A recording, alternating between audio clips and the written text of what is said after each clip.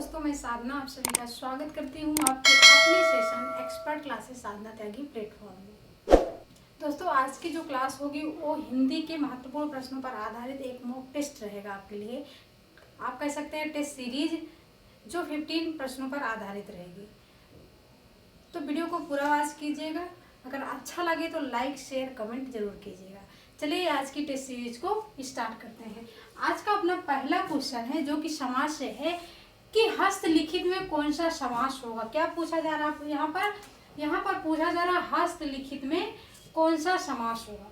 तो पहला ऑप्शन है द्विगु समास होगा, दूसरा ऑप्शन है तत्पुरुष समास होगा, तीसरा ऑप्शन है द्वंद्व समास होगा और चौथा ऑप्शन हमारा 4 ऑप्शन है कि बहुव्रीहि समास होगा। तो हस्तलिखित में कौन सा समास होगा। तो हम अगर इसको संधि विच्छेद करते हैं हस्तलिखित को अगर तोड़ेंगे तो क्या निकलेगा। हाथ, हस्त का मतलब होता है हाथ और लिखित का मतलब लिखा हुआ, हाथ के द्वारा लिखा हुआ। जब हाथ से जो चीज हम लिखते हैं, हाथ से लिखा हुआ, हाथ के द्वारा लिखा हुआ, तो क्या आ जाएगा यहाँ पर हो जाएगा तत्पुरुष। कौन सा तत्पुरुष? कर्म तत्पुरुष।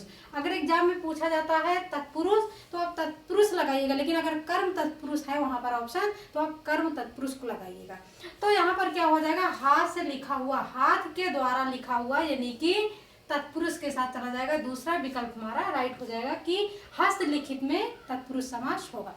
द्वंद्व हो ही नहीं सकता। द्वंद्व में क्या होता है, जब और का लोप हो, यानी कि जब बीच में योजक चिन्ह हो, और का लोप हो, तो वहां पर द्वंद्व समास होगा। बहुव्रीहि समास का मतलब होता है कि जब तीसरा पद प्रधान हो। ऐसा यहाँ पर कुछ नहीं है कि तीसरा पद प्रधान हो, यहाँ पहला पद प्रधान है, हाथ से लिखा हुआ यानी कि लिखा हुआ, हाथ के द्वारा जब हम लिखते हैं तो उसको तत्पुरुष समास में वह शब्द आ जाता है। द्विगु में क्या होता है कि संख्यावाची शब्द होते हैं, तो हाथ से लिखा हुआ क्या हो जाएगा, तत्पुरुष समास हो जाएगा। हमारा दूसरा विकल्प राइट हो जाएगा। क्वेश्चन नंबर दूसरा है कि असफलता में प्रयुक्त उपसर्ग है। असफलता क्या लिखा है यहाँ पर, असफलता। असफलता में प्रयुक्त उपसर्ग क्या है। असफलता को अगर हम अलग करेंगे क्या हो जाएगा, सफलता प्लस आ क्या हो जाएगा, असफलता। जब असफलता को हम जब अलग कर देते हैं तो हमारा क्या हो जाएगा, उपसर्ग हो जाएगा।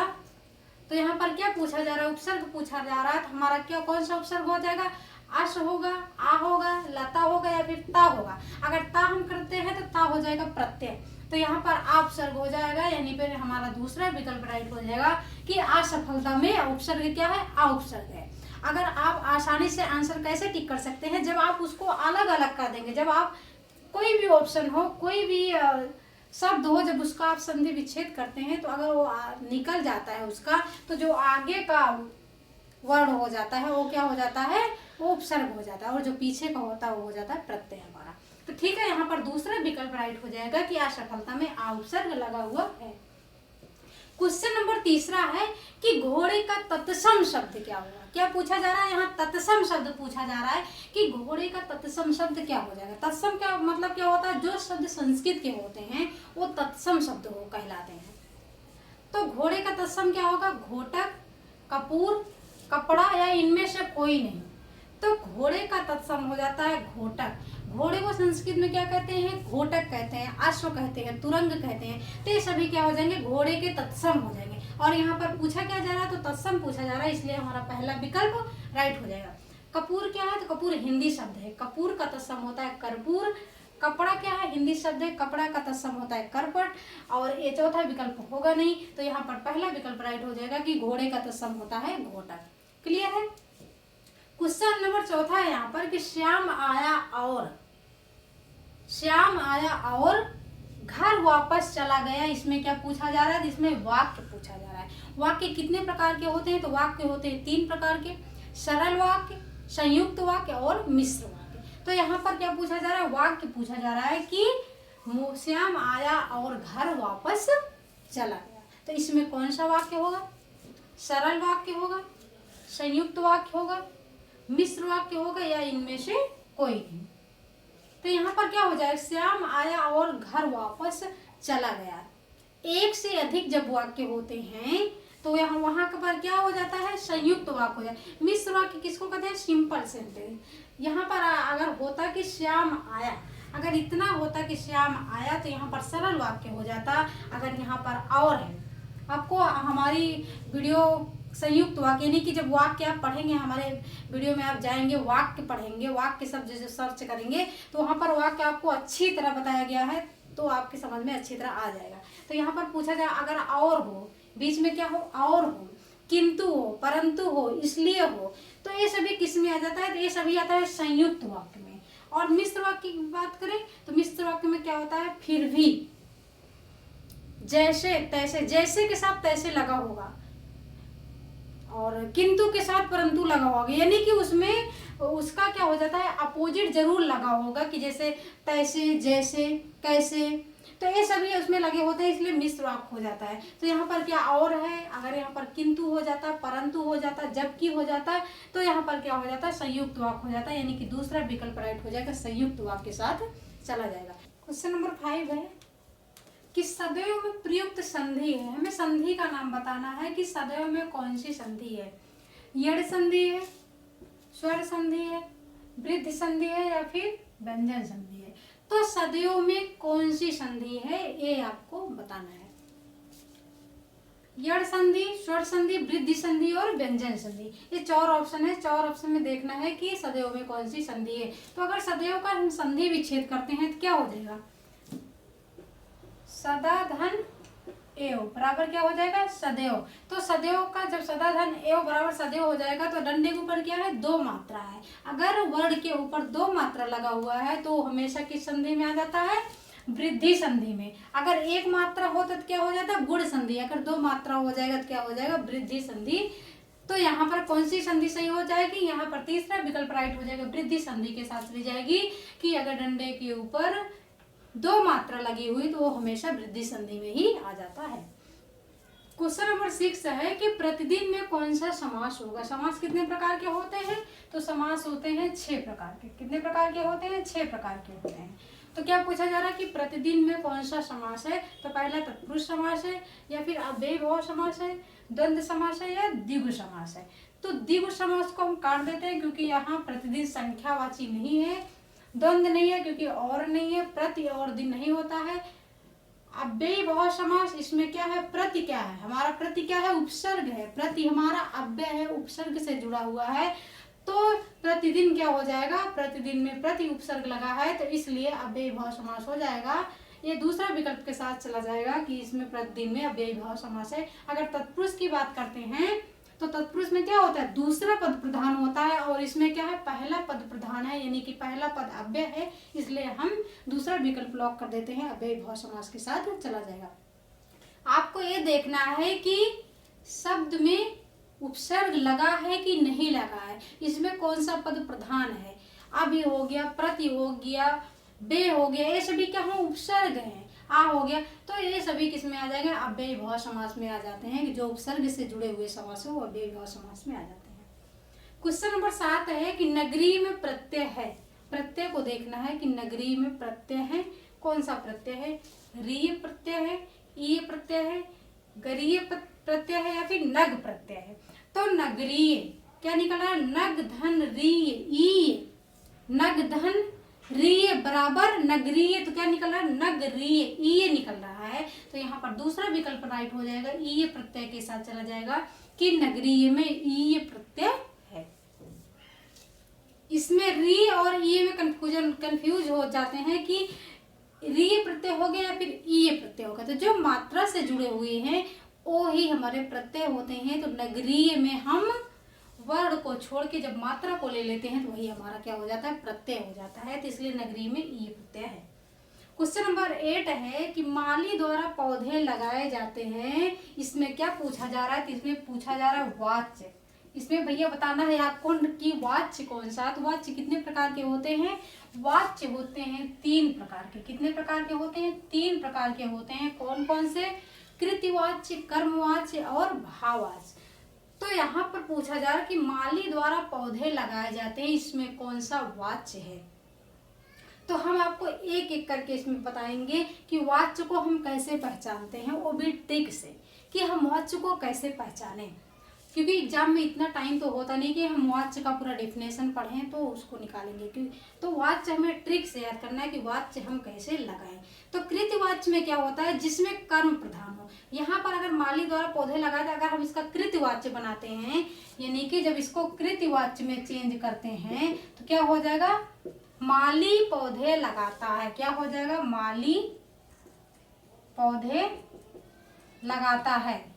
या फिर ऐसे कह सकते हैं कि माली पौधे लगाता है। तो यह क्या हो जाएगा, माली पौधे लगाता है। तो क्या हो जाएगा, कृतिवाच्य हो जाएगा। अगर इसको हम कर्मवाच्य में बदलते हैं तो क्या हो जाएगा कि माली द्वारा पौधे लगाए जाते हैं, माली द्वारा पौधे लगाए जाते हैं।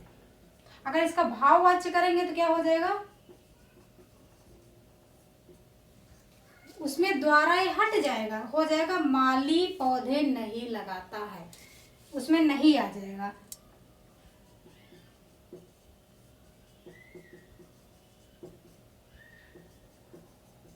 आप इसको ऐसे याद कर सकते हो कि कृतवाच्य का मतलब होता है जो सिंपल हो, यानी कि उसमें कर्ता प्रधान हो, जो सिंपल हो, जो सिंपल सेंटेंस में हो जाता है वो कृतवाच्य हो जाता है।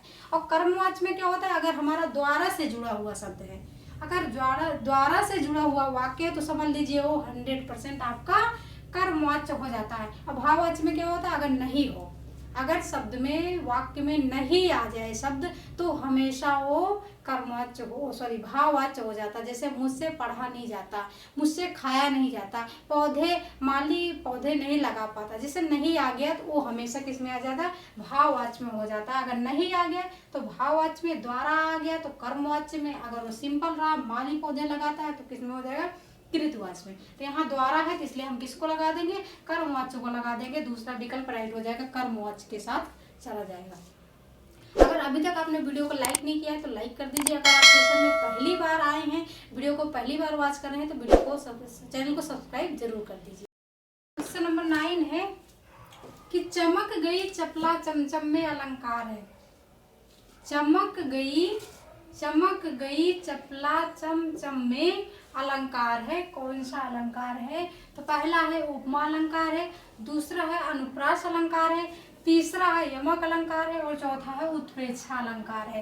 तो चमक गई चपला चमचम में कौन सा अलंकार है, तो यहाँ पर हो जाएगा अनुप्रास अलंकार। कैसे, यहाँ पर चा, यहाँ पर चा, यहाँ पर चा और यहाँ पर चा। आप यहाँ देखिए कि चा वर्ण की आवृत्ति कितनी बार हुई है, 4 बार हुई है। चा वर्ण की आवृत्ति कितनी बार हुई है, 4 बार हुई है। इसलिए यहाँ पर कौन सा अलंकार होगा, अनुप्रास अलंकार होगा। यमक अलंकार क्यों नहीं होगा, अगर यहाँ पर शब्द की आवृत्ति हुई होती तो यमक अलंकार हो जाता, क्योंकि यहाँ पर वर्ण की आवृत्ति हुई है तो इसलिए यहाँ पर अनुप्रास अलंकार हो जाएगा। दूसरा विकल्प यहाँ पर राइट हो जाएगा, अनुप्रास अलंकार के साथ चला जाएगा। क्वेश्चन नंबर 10 है, क्वेश्चन नंबर 10 की अंतःस्थ व्यंजन को चुनिए। अंतःस्थ व्यंजन को चुनिए यानी कि अंतःस्थ व्यंजन बताना है। तो पहला है शाखा, शाहा, छत्रंग्या, यारा लावा और सभी। तो अंतःस्थ व्यंजन कितने होते हैं, 4 होते हैं। कौन कौन से, यारा लावा, यानी कि यारा लावा हमारे अंतःस्थ व्यंजन है, यानी कि आप यड़ संधि को याद कर लीजिए और ये अंतःस्थ व्यंजन याद हो जाएगा। अंतःस्थ व्यंजन को याद कर लीजिए, यड़ संधि याद हो जाएगी। अगर छत्रंग्या की बात की जाए तो एक कौन से वर्ण है, यानी कि कौन सा व्यंजन है, संयुक्त व्यंजन है। कौन सा व्यंजन है, संयुक्त व्यंजन है। और अगर शाखा, शाहा की बात की जाए तो ये है ऊष्म व्यंजन। क्या है, ऊष्म व्यंजन। ऊष्म व्यंजन, ठीक है। तो यहाँ पर तीसरा विकल्प राइट हो जाएगा, यारा लावा के साथ चला जाएगा। क्वेश्चन में 11 है कि इनमें से पुनरक्त व्यंजन है। 2 व्यंजन होते हैं, पुनरक्त और द्विरक्त। तो यहाँ पर क्या पूछा जा रहा है, पुनरक्त व्यंजन पूछा जा रहा है कि इनमें से पुनरक्त व्यंजन कौन सा है। तो पहला ऑप्शन है साथ साथ, दूसरा है दिन, तीसरा है कीर्ति और चौथा है पुष्प। आप नाम से ही पता चल रहा होगा कि पुनरक्त यानी कि पुनः उसका आगमन, तो कौन सा हो जाएगा, पुनरक्त व्यंजन। जब एक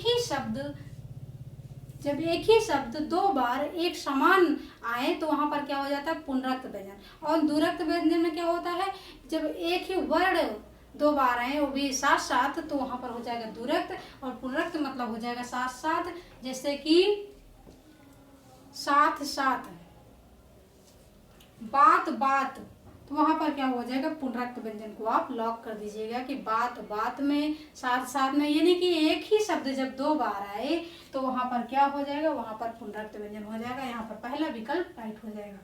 क्वेश्चन नंबर 12 है कि श्याम मोहिनी का भाई है में कारक है। क्या पूछा जा रहा है, कारक पूछा जा रहा है कि श्याम किसका भाई है, श्याम मोहिनी का भाई है, इसमें कौन सा कारक है। तो बताइए भाई, कारक कितने प्रकार के होते हैं। कारक होते हैं भैया 8 प्रकार के। कितने प्रकार के, 8 प्रकार के, क्योंकि हम आपको बार बार बताते हैं कारक, संधि, समास, ये सभी। तो कारक कितने प्रकार के होते हैं, 8 प्रकार के होते हैं। और क्या पूछा जा रहा है कि श्याम मोहिनी का भाई है। किसका भाई है, मोहिनी का भाई है। कौन है, श्याम है। जिसमें कौन सा कारक है, अधिकरण कारक है। में और पर की बात की जा रही है, नहीं की जा रही है, तो ये तो कट जाएगा। अगर ए कट गया हमारा अधिकरण कारक, तो ए भी दोनों होगा नहीं, क्योंकि ए और ए होगा नहीं। ए अगर कट गया, पहला हमारा अधिकरण कारक कट गया, तो ए भी कैसे होगा, दूसरा तो हो ही सकता है लेकिन ए नहीं हो सकता, इसलिए ए भी हमारा कट गया। जब ए भी कट गया, चौथा हमारा कट गया, इनमें से कोई नहीं। तो यहाँ पर दूसरा विकल्प राइट हो जाएगा, संबंध कारक के साथ चला जाएगा कि मोहिनी किसका भाई है, श्याम का, यानी कि श्याम किसका भाई है, मोहिनी का। तो संबंध क्या हो रहा है कि श्याम मोहिनी का भाई है, इसमें ये संबंध निकल रहा है, तो इसलिए हमारा दूसरा विकल्प राइट हो जाएगा, संबंध कारक के साथ चला जाएगा। कारक को आप अच्छे से एक बार पढ़ लीजिए, बस आपको हमेशा एकदम याद रहेगा। क्वेश्चन नंबर 13 है कि बीजक किसकी रचना। क्या पर पूछा जा रहा है कि बीजक किसकी रचना है। तो पहला कबीरदास की है, दूसरा रहीम की है, तीसरा सूरदास की, और चौथा रामधारी सिंह दिनकर की रचना है। तो बीजक किसकी रचना है, तो बीजक है भैया कबीरदास की रचना। किसकी है, कबीरदास की रचना है। यहाँ पर पहला ऑप्शन लॉक हो जाएगा कि बीजक कबीरदास की रचना है। क्वेश्चन नंबर 14 है कि बच्चे रो रहे हैं में क्रिया है। कौन सी क्रिया है, सकर्मक है, अकर्मक है, या फिर सकर्मक अकर्मक दोनों है, या फिर इनमें से जितने भी ऑप्शन है ये सभी राइट है। तो बच्चे रो रहे हैं, क्या कर रहे हैं, बच्चे रो रहे हैं, कोई वर्क कर रहे हैं, कोई काम कर रहे हैं। बच्चे क्या कर रहे हैं, रो रहे हैं। रोना कोई काम है, तो रोना कोई काम नहीं है। क्या है, नहीं है। तो यहाँ पर कौन सी क्रिया हो जाएगी, यहाँ पर हो जाएगी अकर्मक क्रिया, क्योंकि जब कर्म ना हो तो वहां पर अकर्मक क्रिया हो जाती है, जिससे खेलना हो गया। पक्षी आकाश में उड़ रहे हैं, बच्चे खेल रहे हैं, बच्चे रो रहे हैं, बच्चे हंस रहे हैं। हंसना, रोना, खेलना, गाना ये कोई क्रिया नहीं होती है, तो इसलिए क्या हो जाएगा, रोना क्या है, अकर्मक क्रिया है कि विदाउट वर्क के। तो सकर्मक का मतलब होता है जो जिसमें कर्म सहित, और अकर्मक का मतलब होता है बिना कर्म के। तो यहाँ पर दूसरा विकल्प राइट हो जाएगा, अकर्मक क्रिया के साथ चला जाएगा। ए बी दोनों कट जाएगा, सभी नहीं होगा। क्वेश्चन नंबर 15 है कि कोष्ठक जो चिन्ह दिए गए हैं एक किसका प्रतीक है, यदि किसका चिन्ह है, ये आपको बताना है कि ये जो चिन्ह है ऐसे, ये किसका चिन्ह है। तो पहला है योजक चिन्ह है, ये योजक चिन्ह है, या फिर दूसरा है हंस पद या त्रुटिपूरक चिन्ह है, तीसरा है कि लाघव चिन्ह है, और चौथा है निर्देशक चिन्ह है। तो आपको ये बताना है कि ये कौन सा चिन्ह है। योजक चिन्ह हम आपको बता देते हैं कि योजक चिन्ह ऐसे होता है, थोड़ा सा छोटा होता है। जैसे हमें रात दिन लिखना होगा, तो बीच में क्या लगाते हैं, छोटा सा योजक चिन्ह लगाते हैं कि रात और। योजक का मतलब होता है और का लोप होता है, कि रात और दिन। तो ये छोटा सा जो लगता है योजक चिन्ह होता है। और निर्देशक चिन्ह का मतलब कैसे होता है, जब हम निर्देश देते हैं तो ये इससे योजक से थोड़ा सा बड़ा होता है, कि जब हम अपनी बातों को कंप्लीट करने वाले होते हैं तो वहां पर निर्देशक चिन्ह लगा देते हैं, यानी कि निर्देश देना। तो क्या हो जाएगा, निर्देशक चिन्ह हो जाएगा ऐसे। और योजक चिन्ह होता है थोड़ा सा छोटा। और लाघव चिन्ह का क्या मतलब होता है, लाघव चिन्ह ऐसे होता है, छोटा सा गोला होता है। जैसे हमें प्रोफेसर लिखना हुआ तो क्या करते हैं, थोड़ा सा लगा देते हैं गोला। डॉक्टर लिखना हुआ तो क्या कर देते हैं, थोड़ा सा लगाते हैं। किस लिए लगाते हैं, समझने के लिए। तो यहाँ पर ए हो गया लाघव चिन्ह और ए हो गया योजक चिन्ह, ए हो गया निर्देशक चिन्ह। योजक और निर्देशक में बहुत ज्यादा कंफ्यूज होते हैं बच्चे कि योजक चिन्ह कैसे, निर्देशक। तो योजक का मतलब थोड़ा सा छोटा रहेगा, निर्देशक का थोड़ा सा बड़ा रहेगा। अब हमें देखना है भैया किसका चिन्ह है, तो ये है हंस पद या त्रुटि पूरक चिन्ह। हंस पद या त्रुटि पूरक चिन्ह, त्रुटि पूरक चिन्ह को हम हंस पद के नाम से भी जानते हैं। अगर ए पूछ लिया जाए तो आपको कंफ्यूज नहीं होना है, त्रुटि पूरक चिन्ह को ही हंस पद के नाम से जाना जाता है। ये कब लगता है, जब हम अपने वाक्य को पूरा करने में बीच में कहीं भूल जाते हैं। जब वाक्य को हम पूरा कर रहे होते हैं या लिख रहे होते हैं, जब बीच में कहीं भूल जाते हैं तो वहां पर क्या लगाते हैं, त्रुटि पूरक चिन्ह लगाते हैं। जैसे मैं पत्र है, यहाँ पर क्या लिखना है हमें, मैं पत्र लिखती हूँ। यहाँ पर क्या लिखना है, मैं पत्र लिखती हूँ। अब यहाँ पर हम भूल गए, इसमें जगह ही नहीं, तो हम ऐसे करके बीच में लिख दिए लिखती हूँ। ठीक है, तो यहाँ पर ऐसे हो गया त्रुटि पूरक चिन्ह, यानी कि हम बीच में भूल गए तो हम ऊपर लिख दिए, वहां पर बताने के लिए कि यहाँ पर हम भूल गए हैं। तो दोस्तों उम्मीद है आपको समझ गए होंगे आप सभी लोग। आपको वीडियो कैसी लगी, अगर अच्छी लगी तो लाइक करना। अगर आप प्लेटफॉर्म में पहली बार आए हैं तो चैनल को सब्सक्राइब जरूर करना, साथ ही बेल आइकन को प्रेस कर लेना, जिससे वीडियो का नोटिफिकेशन आपको मिलता रहे। और हाँ, आप अपना फीडबैक जरूर बताना कि आपने अपना कितना नंबर स्कोर किया। ठीक है, thanks for watching video. This is Sadhana Tyagi expert classes.